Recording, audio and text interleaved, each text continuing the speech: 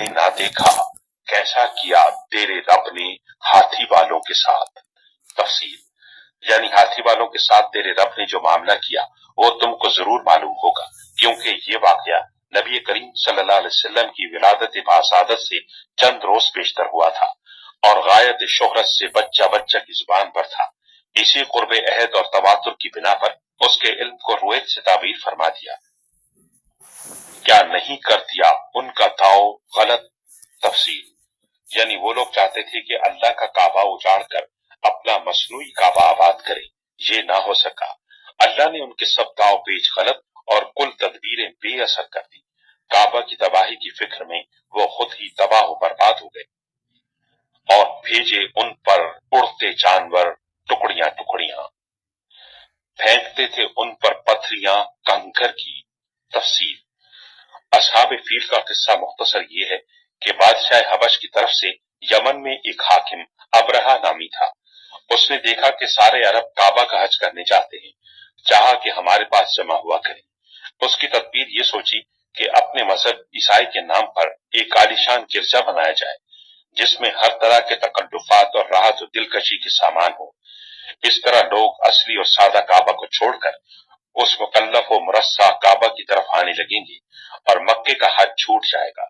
चुनाचे सनआ में, जो यमन का बड़ा शहर है, अपने मसनूई काबा की बुनियाद रखी और खूब दिल खोल कर रुपया खर्च किया। इस पर भी लोग इधर मुतवज्जा न हुए। अरब को, खुसूसन कुरैश को, जब इसकी इत्तला हुई, सख्त खुशमगीन यानी गजबनाक हुए। किसी ने गुस्से में आकर वहां बहाना फेर दिया और बाज कहते हैं कि बाज अरब ने आग जलाई थी, हवा से उड़कर उस इमारत में लग गई। अबरहा ने झिंझलाकर काबा शरीफ पर फौज कशी कर दी। बहुत सा लश्कर और हाथी लेकर इस इरादा से चला कि काबे को मुनहदिम कर दे। दरमियान में अरब के जिस कबीले ने मुजाहमत की, उसे मारा और मगलूब किया। हजरत सल्लल्लाहु अलैहि वसल्लम के दादा अब्दुल मुत्तलिब उस वक्त कुरैश के सरदार और काबा के मुतवल्ली आजम थे। उनको खबर हुई तो फरमाया, लोगों अपना बचाव कर लो, काबा जिसका घर है वो खुद उसको बचा लेगा। अबरहा ने रास्ता साफ देखकर यकीन कर लिया कि अब काबे का मुनहदिम कर देना कोई मुश्किल काम नहीं, क्योंकि उधर से कोई मुकाबला करने वाला न था। जब वादी महशर, जो कि मक्का के करीब है, पहुंचा तो समंदर की तरफ से सब्ज और जर्द रंग के छोटे छोटे जानवरों की टुकड़ियां नजर आए।